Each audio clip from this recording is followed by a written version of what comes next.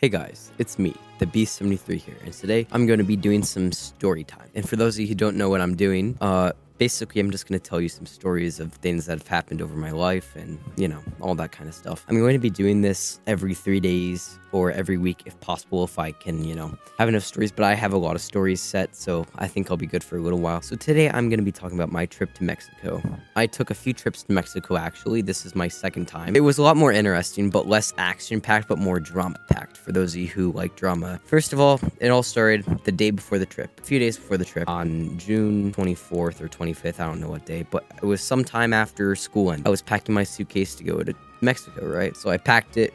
Next day, went to bed, woke up at like 4 or 5 in the morning. I was tired as shit. And we went to the airport to go meet my cousin and my aunt to get on the plane together, all that kind of stuff. So we went through security, and then we saw my aunt and cousin. So we flew to Mexico, nothing too interesting happened there. But I kid you not, in the second airport, Baltimore, Maryland, there's a place called Aunt Shirley's. The best breakfast I've ever had. The best. I'm not kidding. The best waffles. Oh my god. They were just absolutely amazing. You guys have to try it out sometime. If you guys ever go to Baltimore, Maryland, and you want to try some airport breakfast, then I'd try out Aunt Shirley's since they have pretty good food. Really good waffles. 10 out of 10. So as I was saying, we were on the plane to Mexico. Once we got to Mexico, we had to go through customs, and holy shit, it was long.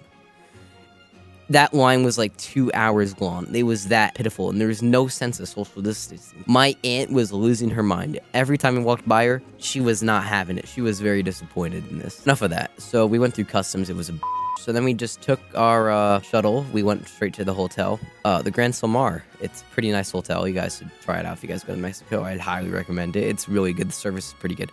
Besides that one restaurant, there was like a horrible Taco Tuesday there. It was absolutely horrible. Those tacos were the worst tacos I ever had in my entire life. I do not recommend them to those of you who are trying them. So we got there. We were meeting my other cousin the next day, and my aunt, and then, my aunt's boyfriend. So we were there, we went to dinner at the sports bar. It was really nice. Good food, 10 out of 10 chicken. So the next day, we were waiting for my cousin, and they all came. My cousin's girlfriend, they all came. They went through customs. They said it was a bitch as well, because, it's customs, probably like 2-hour long line. So we are there, and they come. Then we go down to see the pool, and there is a pool bar, swim up pool bar. My cousins, since the drinking age is a little bit different over there, you have to be 18 or older to drink down there in Mexico. So, if you want to drink, if you're 18, then you got to go fly to Mexico. There are different laws there.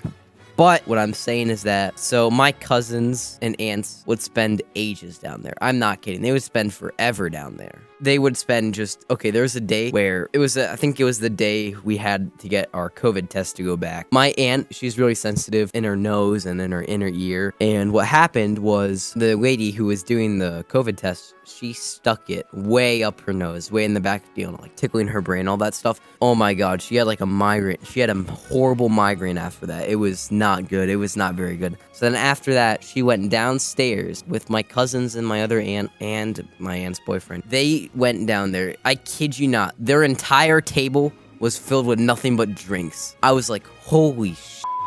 I've never been more surprised in my life by how much their bladders could take from that. And also that, they were pretty drunk down there, probably. They were pretty drunk, So, a funny story. Later that day, not earlier, later, what am I saying? We were eating dinner at the sports bar outside, a nice fireplace. Earlier that day, we went to the beach, right? And at the beach, we had to walk all the way from the hotel down like 50, we went down like 3 full blocks. These weren't just short blocks. These were really, really long. Walking, I kid you not, there was a dude with lotion packs or something, moisturizer, all that kind of stuff. He handed one to my mom and then to me said, "For your sister." For your sister. This dude literally thought my mom was my sister just because I look like my mom. I couldn't believe it. The disgust in my mind, I'm like, that's my mom, you dumb. That was going through my mind, but I didn't say it because, that'd be kind of rude, but, So, we got to the beach, right? The waves were beautiful, splashing around. I loved it. I spent too much time in it because after my ear felt like there was something in it, it was very full. Apparently, my eardrum got pushed back because I got hit by a really hard wave. My eardrum got, retracted just a little bit, not too much. And then my statue, I don't know what it's called, but it's, some tube that it's how you, pop your ears through pressure. So now I have, I just pop them every few minutes or so.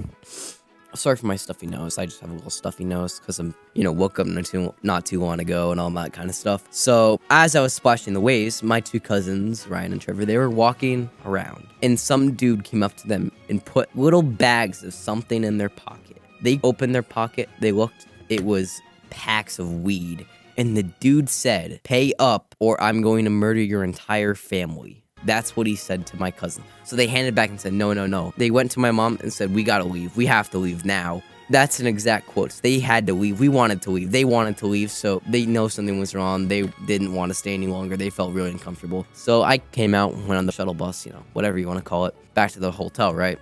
And that's when the ear problem kicks and, all that kind of stuff. Now, back to the current time period. So we were at dinner, right? My cousin Ryan and his girlfriend, they came back up from, drinking. They came back since they didn't want to go any further, it was too much, They came down and sat with us to eat dinner, which is pretty nice of them. They left a few times to go bring food down to the other guys who were still drinking.